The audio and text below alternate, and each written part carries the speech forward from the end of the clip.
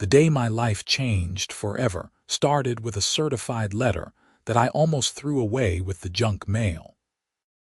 As I stood in my cramped apartment in Charlotte, North Carolina, I never could have imagined that a distant uncle I'd met maybe twice would leave me 680 acres of prime real estate just outside of Asheville. I, Daniel Everett, a 35-year-old graphic designer who'd been renting the same mediocre one-bedroom for 8 years, was suddenly a major landowner. "This has to be some kind of mistake," I muttered, reading the letter from the lawyer for the third time. Uncle Walter had passed away 3 months ago. I'd sent flowers but couldn't even afford to make the trip for the funeral. Now he'd left me his entire estate. I called the number on the letterhead immediately. "Harrison, Winkler and Associates, how may I direct your call?" A professional voice answered. "This is Daniel Everett. I received a letter about an inheritance from Walter Everett. I think there might be a mistake." "Ah, Mr. Everett, we've been expecting your call. There's no mistake. If you can come to our office in Asheville, we can go through the details of your inheritance." 2 days later, I took a day off work and made the 2-hour drive to Asheville. The law office was housed in a beautiful historic building downtown. Mr. Harrison, a silver-haired man in his 60s, welcomed me with a firm handshake. "Your uncle was quite fond of you," he said as we sat in his office. "He always said you were the only one in the family who didn't treat him like he was crazy." I smiled at the memory of Uncle Walter, eccentric but brilliant. He was a good man. I just didn't realize he had all of this. "Walter was private about his finances," Mr. Harrison explained, opening a folder. "But he acquired the land over decades, starting with a small inheritance of his own. The property is quite valuable.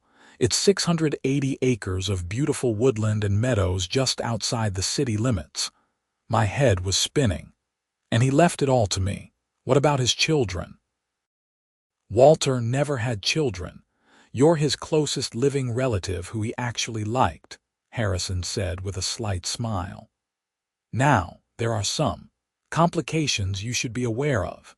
And that's when I first heard about Blue Ridge Meadows Park and the Willow Creek Homeowners Association. About 40 years ago, your uncle allowed a small residential community to be built on the eastern edge of the property," Harrison explained.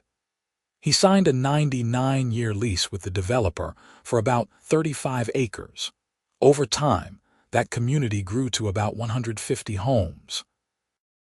They established a park in the middle of their development, but here's the interesting part: the park isn't actually on their leased land. It's fully on your uncle's property now, your property."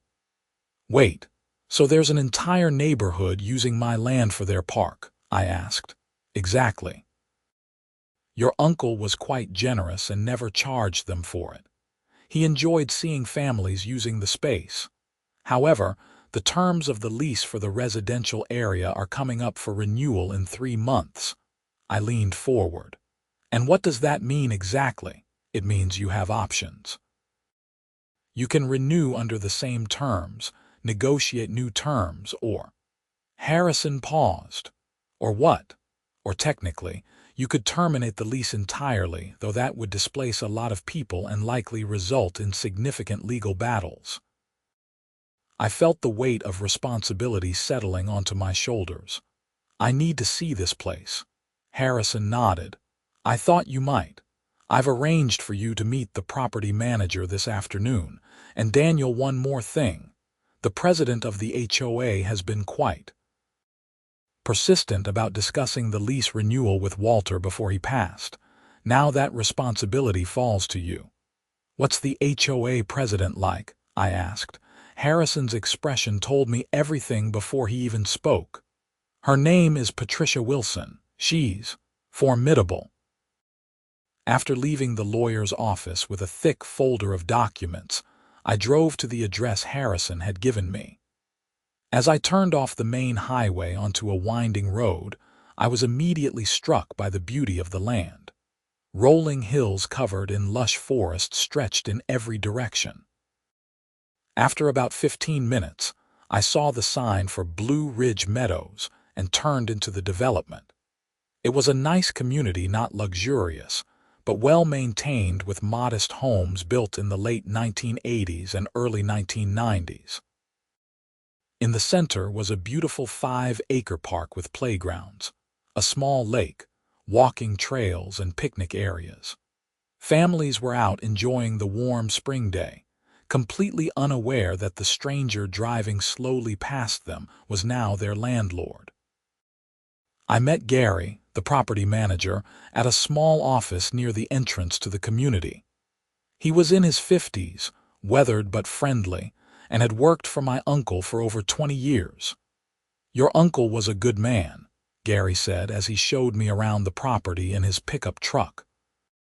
"He loved this land, knew every inch of it. Most of it is undeveloped, just beautiful forests, streams, and meadows. He allowed hiking trails through some parts but kept most of it wild." "And what about this community, Blue Ridge Meadows?" "That was a deal he made back in 1983. The developer was an old friend. The lease payments have been modest, way below market value. Walter didn't care much about money. He just wanted good people living here who would respect the land. And the park. I understand it's actually on my property, not the leased land." Gary nodded. "That's right. Originally, the development was going to be smaller. After they built the first phase, people started using that central area as a gathering place. Walter saw how much the community enjoyed it and suggested they formalize it as a park. He never charged them a dime for it, just asked that they maintain it properly." We drove around for hours as Gary showed me the boundaries of the property. The 35 acres leased to the HOA were just a tiny fraction of the land I now owned. The rest was mostly undeveloped wilderness with a few service roads cutting through it. "What would you do with this place if you were me?" I asked Gary as we headed back to his office. He thought for a moment. "I'd honor your uncle's legacy. He loved this land and wanted it preserved, but he also believed in sharing it with people who would appreciate it."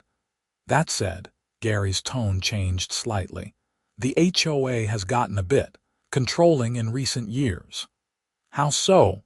"Your uncle had a pretty hands-off approach. He let them manage their community as they saw fit. But since Patricia Wilson became president 3 years ago, they've gotten more aggressive. More rules, more fines, more control. Some residents have complained, but there's not much they could do. Patricia runs the place like her personal kingdom." "And now she wants to discuss the lease renewal," Gary chuckled. "She's been calling the lawyer's office every week since your uncle passed. I think she's worried about what will happen with new ownership." "Well, I guess I should meet her," I said. "Brace yourself," Gary warned. Patricia Wilson is a force of nature. I didn't have to wait long. As we pulled up to Gary's office, a woman in her late 40s with perfectly styled blonde hair was waiting by the door. She wore a pink blazer over a white blouse, pearl earrings, and an expression that suggested she was accustomed to getting her way. "You must be Daniel Everett," she said, extending a manicured hand. "I'm Patricia Wilson, president of the Willow Creek Homeowners Association. I've been trying to reach you.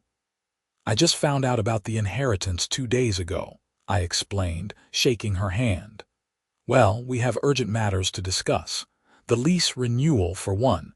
And there are some improvements we've been planning for the park that require the owner's approval." I glanced at Gary, who gave me a knowing look. "I'm still getting my bearings, Mrs. Wilson. Perhaps we could schedule a meeting for next week after I've had time to review all the documents." Her smile tightened. "It's Miss Wilson. And I understand you're new to this, but our annual HOA meeting is in 2 days. The residents will want answers about the future of their community. I'm sure you wouldn't want to cause unnecessary anxiety." I felt like I was being maneuvered into a corner. I appreciate your concern, but I'm not making any decisions until I've thoroughly reviewed everything. I'll be happy to attend your meeting, but only to introduce myself and let people know I'm evaluating all aspects of the property." Patricia's expression soured, but she quickly recovered. "Very well. The meeting is Thursday at 7 p.m. in the community center. We look forward to hearing your initial thoughts." After she left, Gary let out a low whistle. "You handled that better than most. Patricia usually steamrolls people." "What's her deal?" I asked. "Power," Gary said simply. "She runs the HOA like a small dictatorship. Fines people for grass half an inch too high, demands approval for any exterior changes down to the color of your mailbox, that sort of thing. Most people just go along with it because it's easier than fighting." I spent the rest of the day with Gary, then checked into a hotel in Asheville. Over dinner, I started going through the documents Harrison had given me. The lease agreement was surprisingly straightforward. The HOA paid $85,000 annually for the 35 acres, a rate that hadn't changed in 40 years, despite property values in the area skyrocketing. The market value for that land now would command at least triple that amount. There was also an informal addendum about the park, handwritten by my uncle, simply stating that the community could use the 5-acre area as a park as long as they maintained it properly. The next morning, I drove back to Blue Ridge Meadows and spent hours walking the property alone. I hiked some of the trails, sat by a stream, and tried to absorb the reality that all this was now mine. It was overwhelming. Around noon, I found myself at the park watching families enjoy the spring day. A father was teaching his young daughter to ride a bike. An elderly couple sat on a bench feeding ducks at the small pond. Teenagers were playing basketball on a court near the playground. "It's a special place, isn't it?" a voice said beside me. I turned to see a woman about my age with curly brown hair pulled back in a ponytail. She wore hiking boots and carried a small backpack. "It is," I agreed. "I'm Grace Matthews," she said, offering her hand. "I live in the blue house on Willow Lane. You're Daniel Everett Walter's nephew, right?" I shook her hand, surprised. "News travels fast," she laughed. "Small community. Plus, Patricia has been telling everyone the new owner is coming to the HOA meeting tomorrow. Are you really planning to triple our rent?" "What? No. Where did that come from?" Grace looked embarrassed. "Sorry, that's the rumor Patricia's been spreading. She told the board you're a profit-driven developer from Charlotte who plans to commercialize everything and destroy our way of life." I groaned. "I just found out about this inheritance a few days ago. I haven't made any decisions about anything." "That sounds much more reasonable," Grace said with a smile. "Patricia tends to catastrophize, especially when something threatens her control. Are you on the HOA board?" "God, no. Patricia and I don't exactly see eye to eye. I'm the community troublemaker, according to her. I've received more HOA violation notices than anyone else in the neighborhood." "What heinous crimes have you committed?"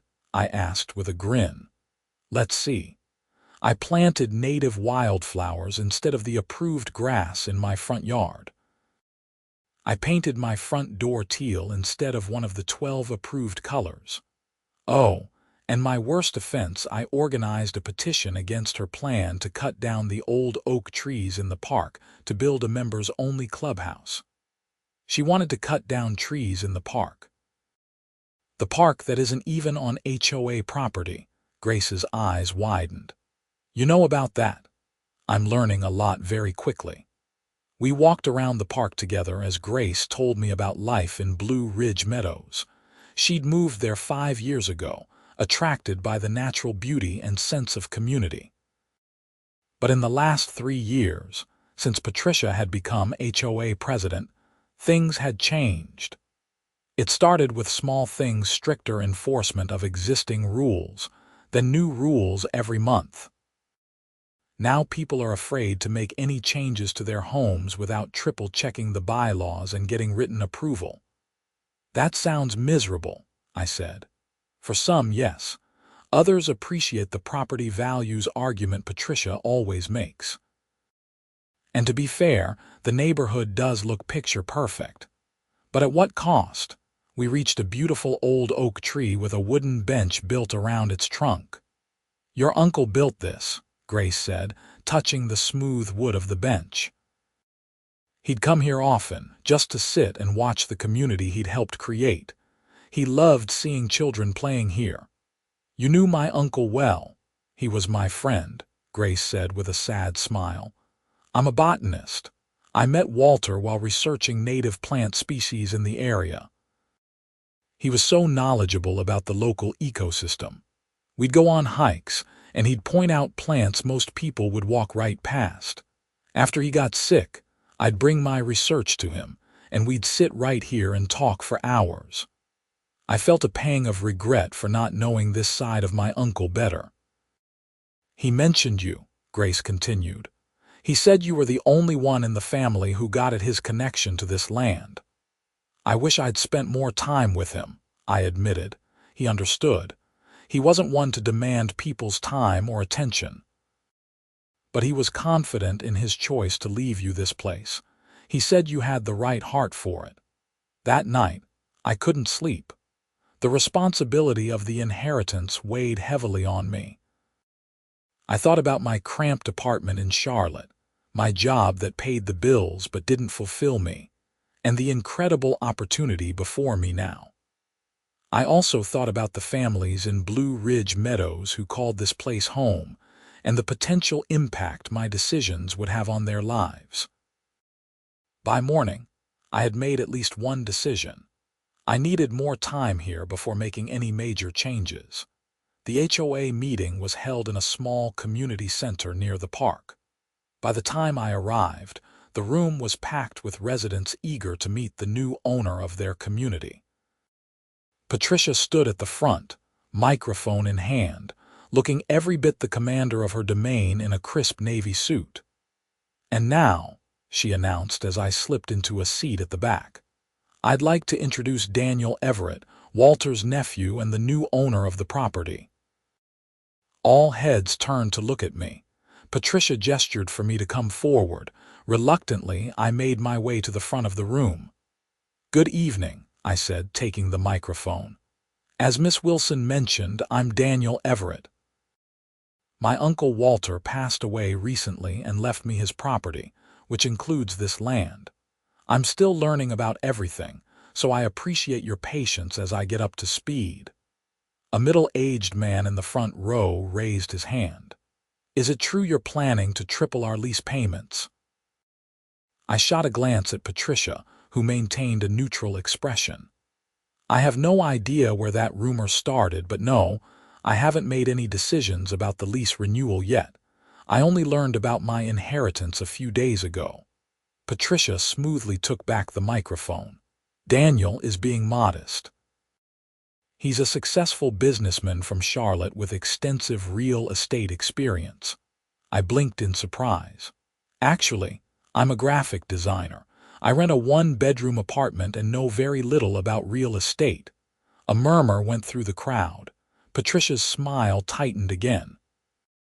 Nevertheless, she continued, we're eager to work with you on the lease renewal.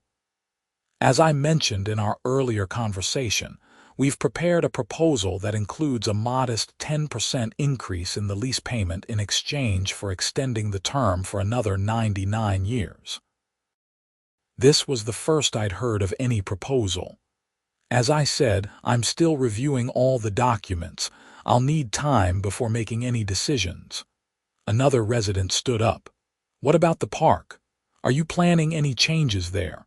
The park isn't part of the leased property, I explained. It's actually on land that still belongs to. Well, me now.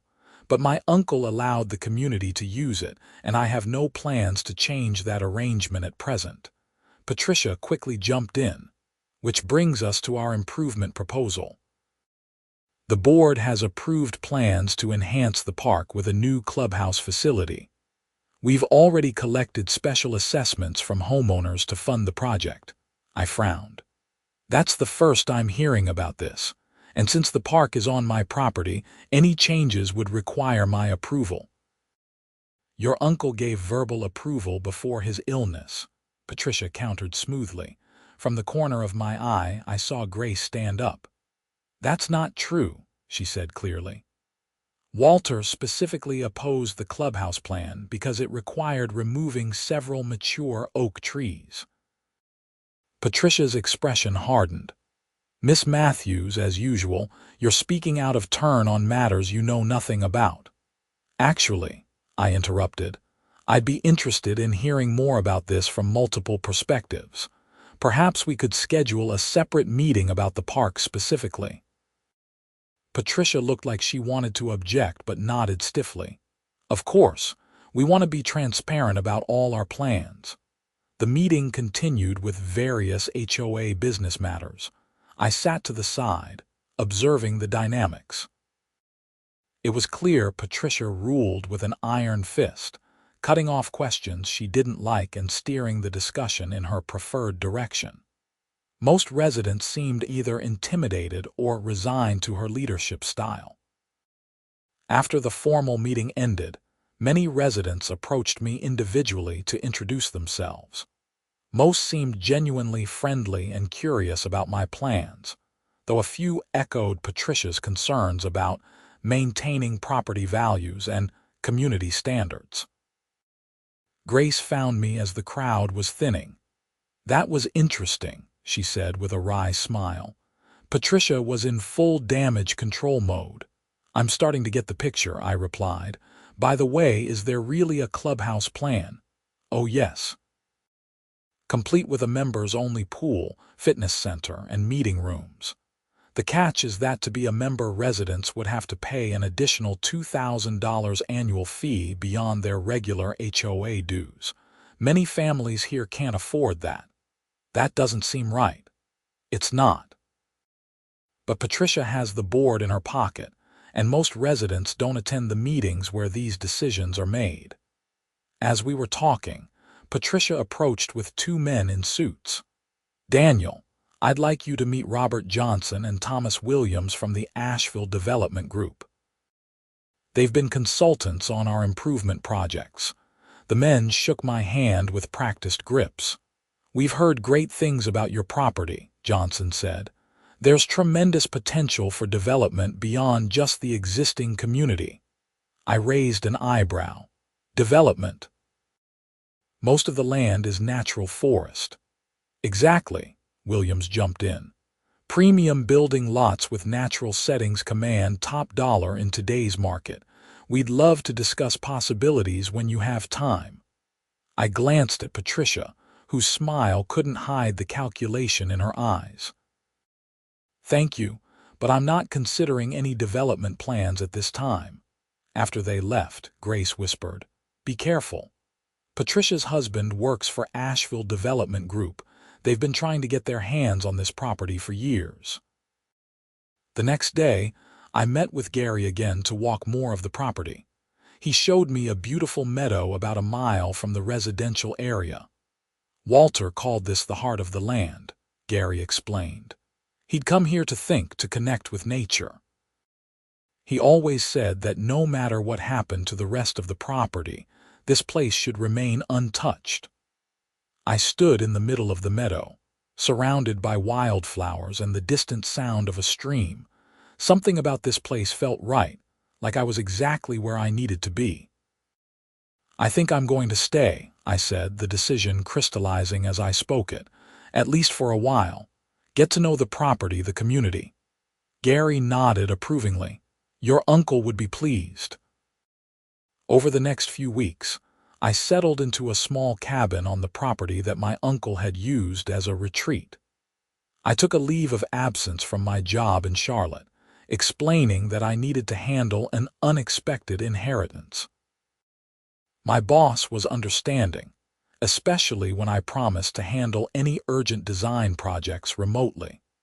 I spent my days exploring the property, meeting with residents, and reviewing the massive amount of documentation related to the land. Grace became my unofficial guide to the community, introducing me to families who'd lived there for generations and newcomers alike. I also began attending HOA board meetings as an observer.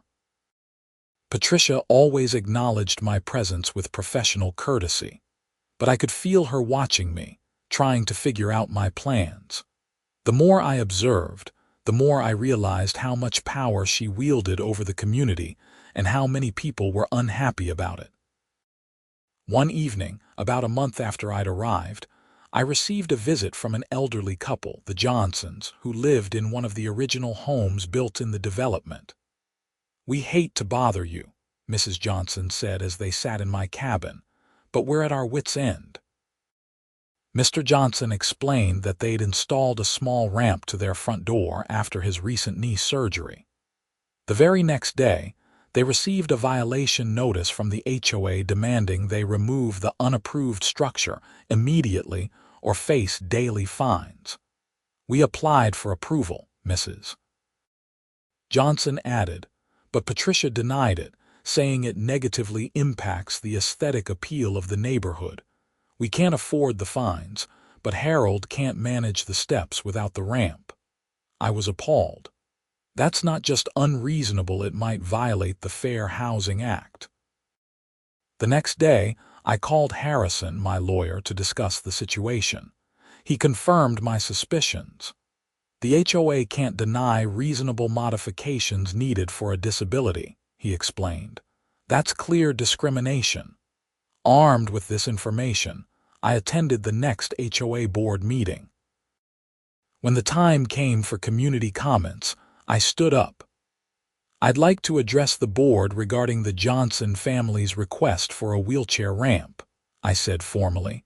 Patricia looked surprised but nodded. "Go ahead, though I should note this matter has already been decided by the Architectural Review Committee." "I understand that, but the decision appears to violate federal law," I stated clearly. Under the Fair Housing Act, homeowners associations cannot deny reasonable modifications necessary for disabled residents. A ramp for someone recovering from knee surgery certainly qualifies. Patricia's face flushed. "The board is well aware of legal requirements. The issue is that the Johnsons installed the ramp without prior approval and used materials not consistent with community standards. The materials can be addressed, but denying the ramp entirely isn't legally defensible.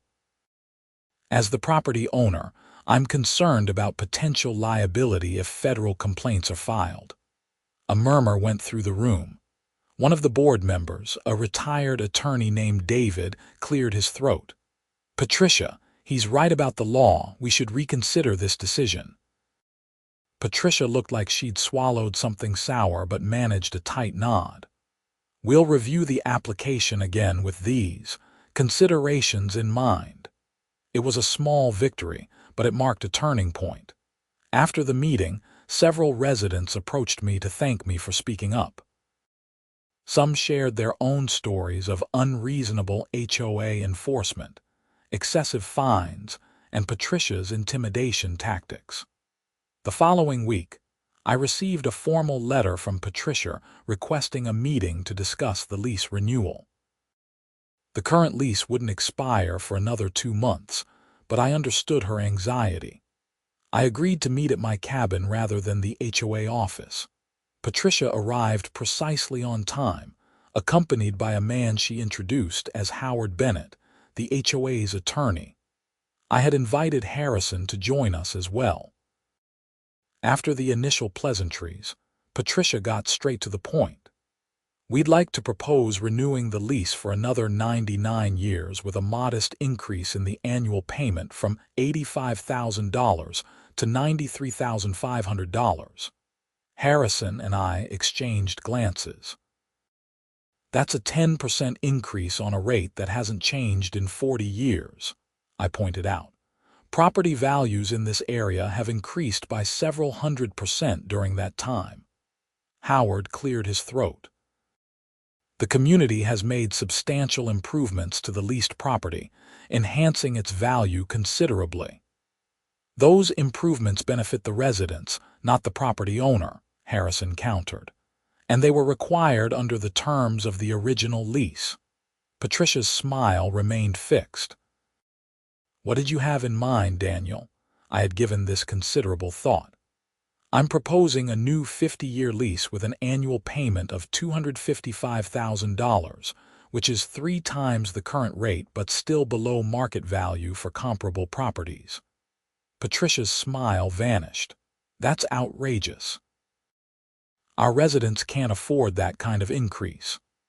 The HOA currently collects approximately $540,000 annually in dues from homeowners, I said, citing figures I'd obtained from public records. The lease payment represents less than 16% of that budget. Even at the new rate, it would be less than 50% of your annual collections.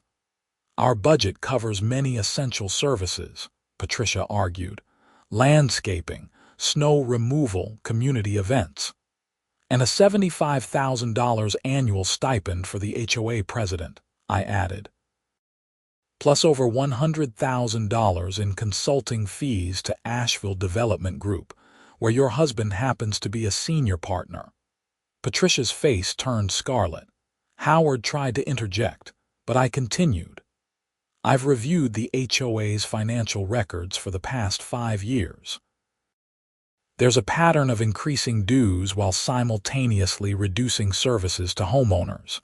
Meanwhile, administrative costs have skyrocketed, particularly since you became president. Patricia stood up abruptly. This meeting is over. We'll take our chances with a new owner. I am the new owner, I reminded her, and I'm not interested in selling. After they left, Harrison gave me an appraising look. You've done your homework. I've had time to dig into things, and plenty of residents have been happy to share information once they realized I was actually listening. The confrontation with Patricia marked the beginning of open conflict. Within days, rumors were circulating throughout the community that I planned to evict everyone when the lease expired. Some residents began to panic, worried they would lose their homes. I decided to address the community directly and called a town hall meeting at the park. Nearly every resident attended, along with local media that Patricia had apparently alerted. I want to be clear, I said to the assembled crowd. No one is losing their home. The lease will be renewed, but the terms need to be fair to both the community and to me as the property owner. I explained my proposal in detail, including why the increase was justified and how it compared favorably to market rates. I also shared my findings about the HOA's financial management. For years, you've been paying increasing dues while receiving fewer services. Much of that money has gone to excessive administrative costs and consulting fees to companies connected to board members. That's not right. Patricia, standing at the back of the crowd, called out, "This is slander.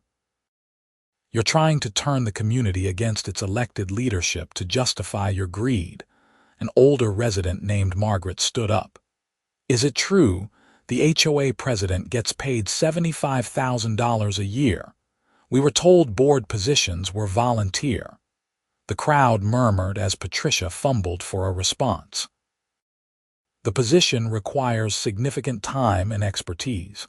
The stipend is standard for communities of this size." "That's simply not true," I countered. "I've researched comparable HOAs in the region. Most board members, including presidents, serve without compensation or receive minimal stipends of a few $1,000s annually." More residents began asking questions about the budget, the consulting fees, and other financial matters. Patricia tried to regain control of the meeting, but the momentum had shifted. "I have another announcement," I said when the crowd quieted. "Regarding the park which, as many of you now know, is actually on my property rather than HOA land. I've decided to formalize the community's access to it with a proper agreement." Patricia interrupted. "The board has already approved plans for improvements to the park. We've collected special assessments for the clubhouse project." "Yes, about that," I said. "I've reviewed those plans, and I'm denying permission for the clubhouse as currently designed. It would require removing several mature oak trees and would restrict access to many community members who can't afford the additional membership fees."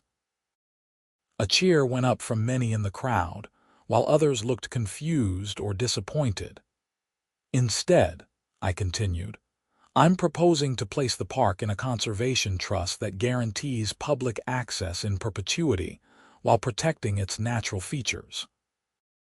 Any future improvements would need to be approved by both the trust board and a vote of all community residents, not just the HOA board." The meeting continued for hours as residents asked questions and shared concerns. By the end, it was clear that many people were rethinking their relationship with the HOA and its leadership. The following week, a group of residents initiated a recall petition against Patricia, and 2 other board members closely aligned with her. They gathered signatures from more than 60% of homeowners, forcing a special election. Patricia didn't go quietly. She launched a campaign to maintain her position, sending letters accusing me of attempting a hostile takeover of the community and warning of dire consequences if she wasn't re-elected. She also filed a lawsuit against me, claiming I had defamed her and interfered with HOA business. The lawsuit quickly backfired when her attorney realized that discovery would require full disclosure of all HOA financial records. Patricia withdrew the suit before the first hearing. Meanwhile, I worked with Harrison to draft a new lease agreement that included several key provisions. The increased rate would be phased in over 5 years to give homeowners time to adjust. The HOA would be required to adopt transparent financial practices and post all financial records publicly, and board members would be limited to modest stipends with strict conflict of interest provisions. 2 months later, the special election resulted in Patricia and her allies being removed from the board. The new board, led by a retired judge named Michael Thompson, quickly agreed to my proposed lease terms, acknowledging they were fair given market conditions. As for the park, I followed through on my plan to place it in a conservation trust. The legal structure ensured that the park would remain a natural space open to all residents regardless of future changes in property ownership or HOA leadership. In a particularly satisfying development, an audit of the HOA's finances during Patricia's tenure revealed several troubling irregularities. The special assessments collected for the clubhouse project, over $300,000, had been partially diverted to pay consulting fees to Asheville Development Group for preliminary design work that appeared to consist of a few basic renderings and a vague proposal. When confronted with the evidence, Patricia's husband resigned from the development firm. The new HOA board filed a civil suit to recover the misappropriated funds, which was eventually settled out of court with the development company returning most of the money. As for me, I made the decision to stay. I resigned from my job in Charlotte and converted my uncle's cabin into a comfortable home office where I could continue my graphic design work remotely. The more time I spent on the property, the more connected I felt to it and to my uncle's vision for the land.